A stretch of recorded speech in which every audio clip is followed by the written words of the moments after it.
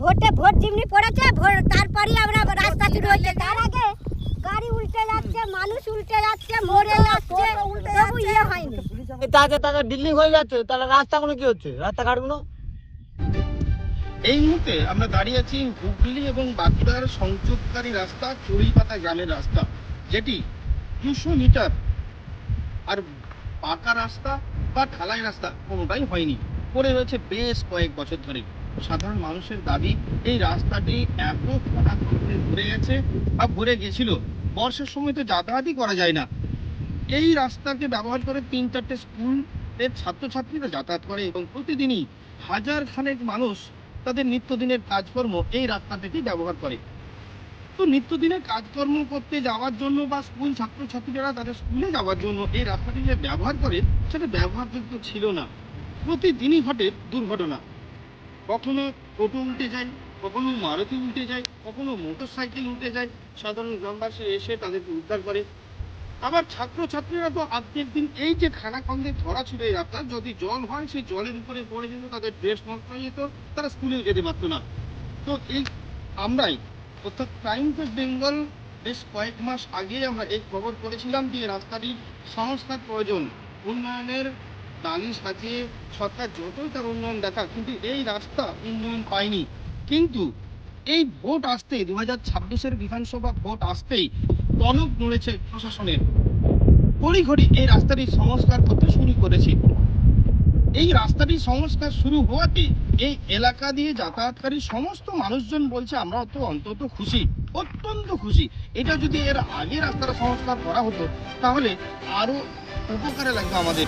তবে সংস্কার শুরু হয়েছে, যদি রাস্তাটা ঢালাই বা পাকা রাস্তা হয়ে যায় তাহলে আমাদের অনেক উপকারে আসবে। তো আমরা সেই ছবি তুলে ধরছিলাম প্রাইম প্রেস বেঙ্গলের পর্দায়। সৌপর্ণ চক্রবর্তীর সাথে চিন্ময় পাল, প্রাইম প্রেস বেঙ্গল নিউজ। তো নেই, তার রাস্তাটা অনেকদিন আসে বাঁকুড়া হুগলি ডবল রাস্তা। তার জন্য মমতা দিদি এমন আরম্ভ করে রাস্তা কেন হতে দেবেন এখানে? ড্রেনগুলো যারা তাদের নেতা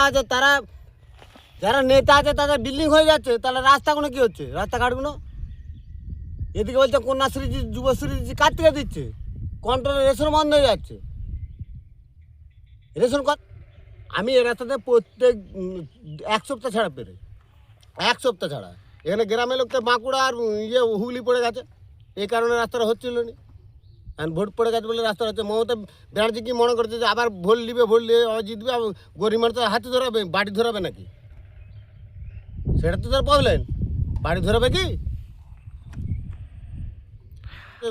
এরপর হতে পারে, মানে এর আগে তো এই রাস্তা দিয়ে যাতায়াতই করা যাচ্ছিল না। যাতায়াত বলতে মোটর সাইকেলে হেঁটে যেত, এখন মনে হচ্ছে হবে বোধহয়। ভোটের আগে হবে না ভোটের পরে হবে? বিকাশ সামন্ত বাড়ি শান্তিপুর। রাস্তাটা আগে থেকে বাগানো হলে ভালো হতো। গাড়ি উল্টোছে, টোটো উল্টোচ্ছে, মানুষ উল্টে যাচ্ছে, স্কুলের ছেলেরা যেতে পারছে না। কত রকম যে এই রাস্তাটা হচ্ছে, আর বর্ষাকালে পেরোনো যাচ্ছে না।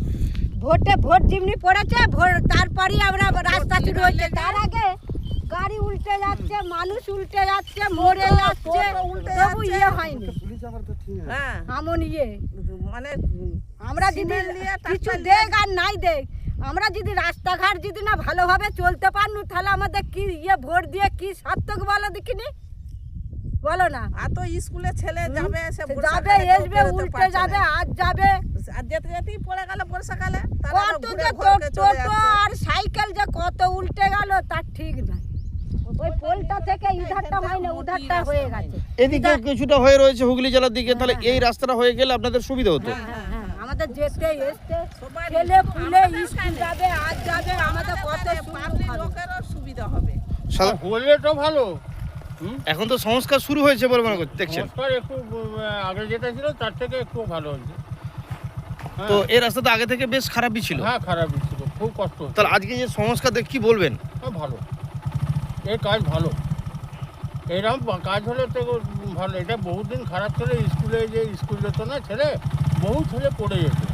মানে সেই অবস্থা থেকে এখন অনেকটাই ভালো হয়েছে। আবার যদি ঢালাই হয় তাহলে তো আরও উপকৃত হব, কি বলতে পারবো।